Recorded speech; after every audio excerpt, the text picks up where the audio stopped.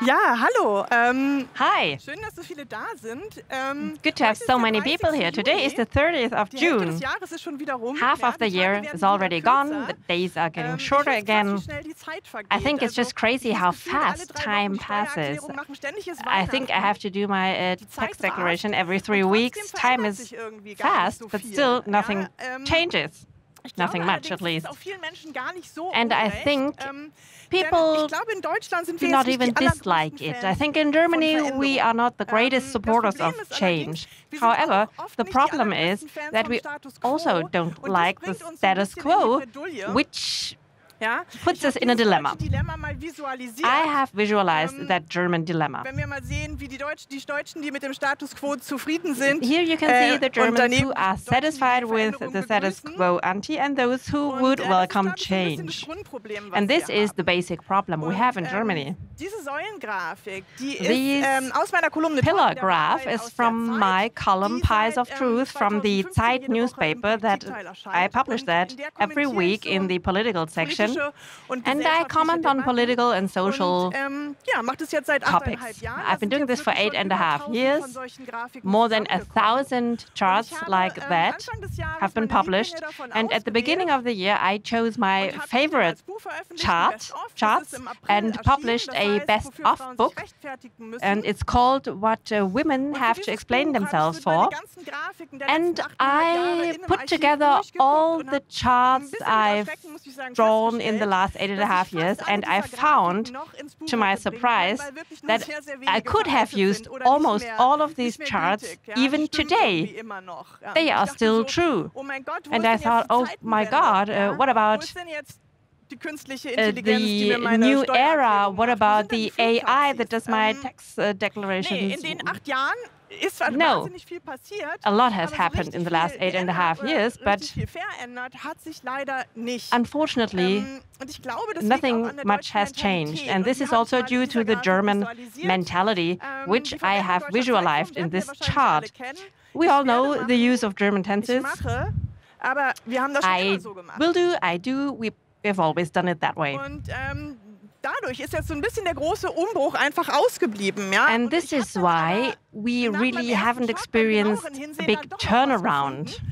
But I took a closer look and I found something. What helps us in making progress or forces us to make progress? What motivates us to change our mind? Scientifically based warnings of major crises issued in due time to avert the worst, or a severe crisis. So if we must change something, we can make it happen. In Germany, we are, what motivates us is a good crisis. So I've still got bad news. If we take a look at the political realities in Germany, in the past, we used to have the normal state and the crisis mode. And today, we have the crisis mode and the crisis mode. So the bad news is we are only moving in times of crisis, many crises. And these crises could help us to some more progress. And one of these crises is a lack of skilled labor.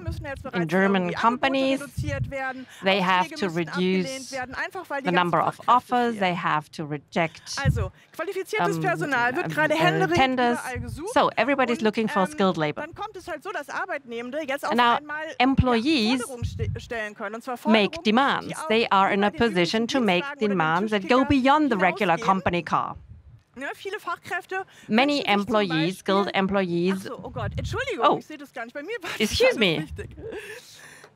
I'm on the wrong slide here.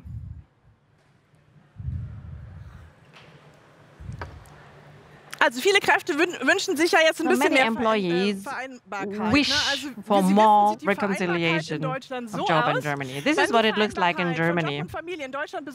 Here it says when the reconciliation of a job and family works particularly well in Germany. And it does when one has no job or no family. Ja. Und das zu ändern, führen ja jetzt die ersten Unternehmen schon. So as to change that, first companies are introducing a 4-day week or shared management positions and so forth. And they are reaching out to a large number of skilled employees that haven't been favored on the job market, women. And now some of you might think, but wait, women are promoted, they are being favored. And then I took a closer look and found that. What do you call people who are favored in their jobs because of their gender? Gender quota, women and men. Also es wird schon länger darüber geredet, ne, dass man Chancengerechtigkeit jetzt noch ein bisschen discussing gender equality for a while, but we haven't made real progress, actually. We can all see that if we take a look at the decision-making positions in Germany today, if we take a look at the ratio between men and women in the past, and today, we see that in the past we used to have men and women, and today we have women and also men who really want to have gender equality. The sociologist Ulrich Beckertson has called that verbal openness while sticking to the same behavior. That is from the year 1996, and it's still up to date, so much as to progress in Germany. But the industry and the economy is trying to make a change, because we all know about the advantages of diversity. It increases employee satisfaction, competitiveness, innovation, and so forth. Everything we would need in these times. However, the reality in German companies still looks very differently. Diversity in German management boards, well, we find men with blue neckties, men with red ties, with green ties, with grey ties, yellow ties, and with black ties. So, despite all verbal openness, women are still put at a disadvantage on the labor market. But this is not the result of a women-hating boss or the HR department, but it's also not the responsibility of the women. It's a structural problem. It has to do with socialization, with cultural norms. So it cannot be boiled down to one reason. And you cannot solve that problem by just not making a fuss, by simply not whining about it, by just having a good laugh about it, or by showing more personal responsibility, or by making more of an effort. Because this does not change the structure. We could change the structure by changing the political framework conditions. But then we really would have to take a serious look at this, which hasn't happened so far. But now, the lack of skilled labor could become the crisis that really brings us forward in terms of gender equality, because women are desperately being needed on the job market. Now, from the employer side, there is some progress, and if the political decision makers follow suit by changing the tax law or by increasing childcare facilities, at some point my pies might be obsolete. Like this one. What women lack so as to build a career: grit, endurance, self-confidence, and afternoon childcare facilities. Another example where we have made progress due to a crisis is digitalization in Germany. When in 2015 I started with my column, this was one of my first pies, my first charts. Ja, die stimmt immer noch. And it's still true. Laut einer Umfrage, die ich gerade gelesen habe vom Based on a survey by Bitkom, 82% of German companies use a fax. 82%. And some good news as well. These companies no longer use the fax machine as often as they did in the past. So they still have that machine, but it's not running 24/7. So when it comes to 24/7 to digitization, I must say that we have made some progress due to a crisis. And I'm not referring to Andi Scheuer. I'm referring to this, how digitalization in Germany has been significantly driven forward. Through the realization that many progresses like ecological, economical, socially acceptable processes can be improved.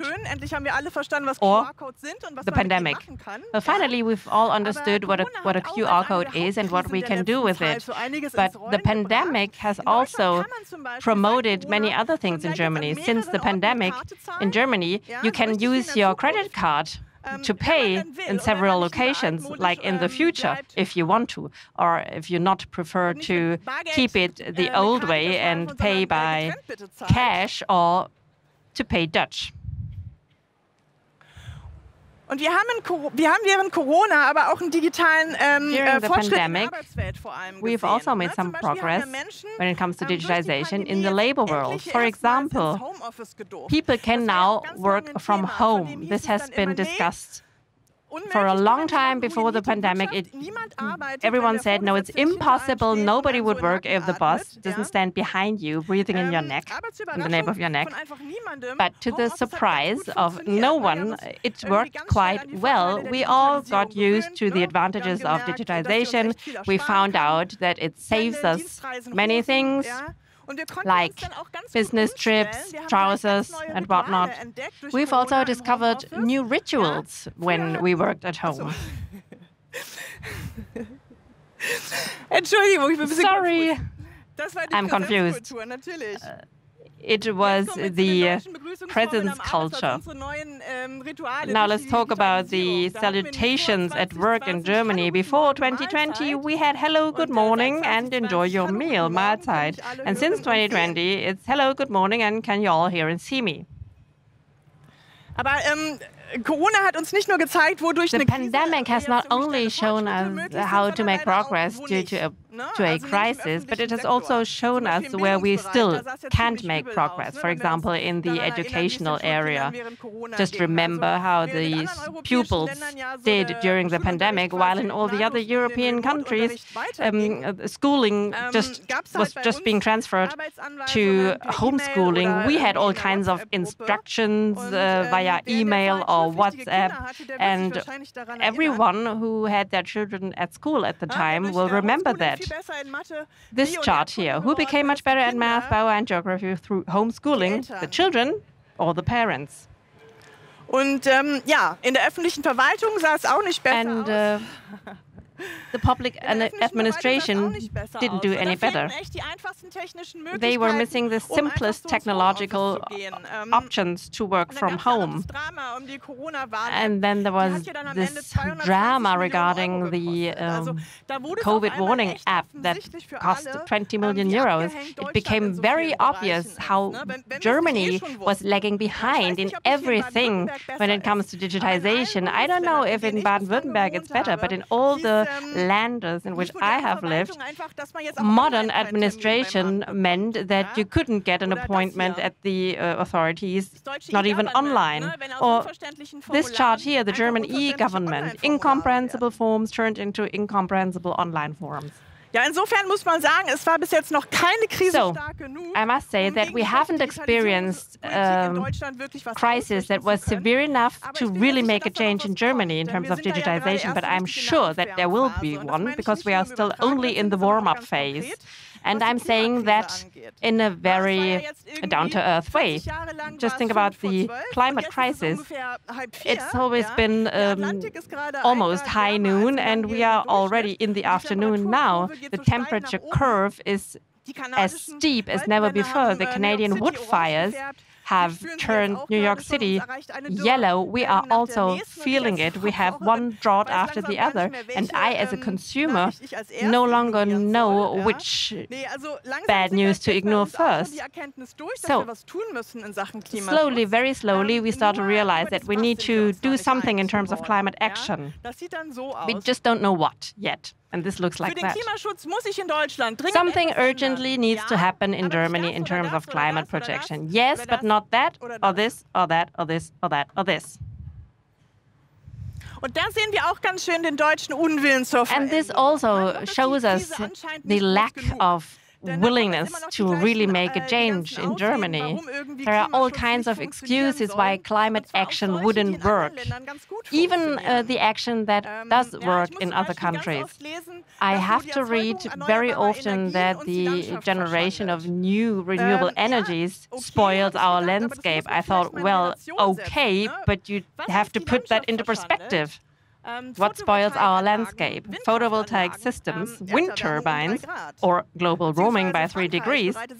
France is already preparing for 4 degrees. Lauter technische Pannen hier, ey. Gut. One technical failure after the other. Okay, but the main argument against climate action is it's too expensive, we cannot afford that, it ruins our prosperity. And I don't want to raise any concerns, but I've calculated it through. What's going to cost us really big money? Climate policy or no climate policy? The longer we wait, the more expensive it gets. We are missing the energy turnaround, the traffic turnaround. I think that not even we are rich enough to respond to a acute crisis.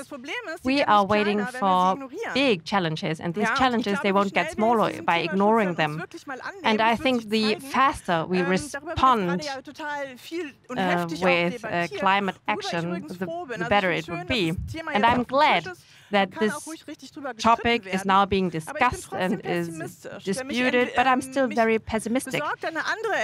I am concerned by another development that is dominating the public discussion. On the one hand, the crises are good because they make us accelerate our action in some matters, they make us change a little bit.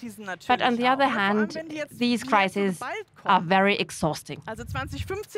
So in 2015, we had the refugee crisis, then we had the pandemic, then we had the war, inflation, the housing crisis in Berlin in particular. And these are just minor issues compared to China and the biggest extinction of species for millions of years. So we had to change in many different ways, and this is being asked too much for many people. They feel like they were being put at a disadvantage, and this is all very human, and we can all understand that. The problem is that these negative emotions are being discharged in populist debates on completely different topics. And I think that is very dangerous also to our democracy. You all know these debates regarding gender-sensitive language, the bans on sausages, the cancel culture.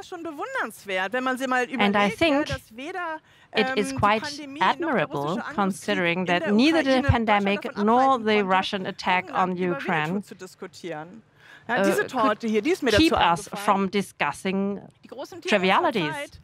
And I came up with this pie chart here. The biggest issues of our time: the extinction of species, the climate disaster, war, and somebody used gender-sensitive language on TV. That's the last one. And we are seeing a trend to use these topics to raise emotions and to draw attention away from the really important topics.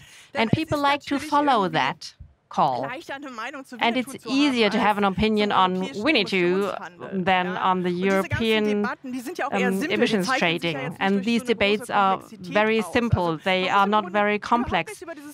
You don't have to know anything about this to have an opinion on it. It's rather about emotions than about facts.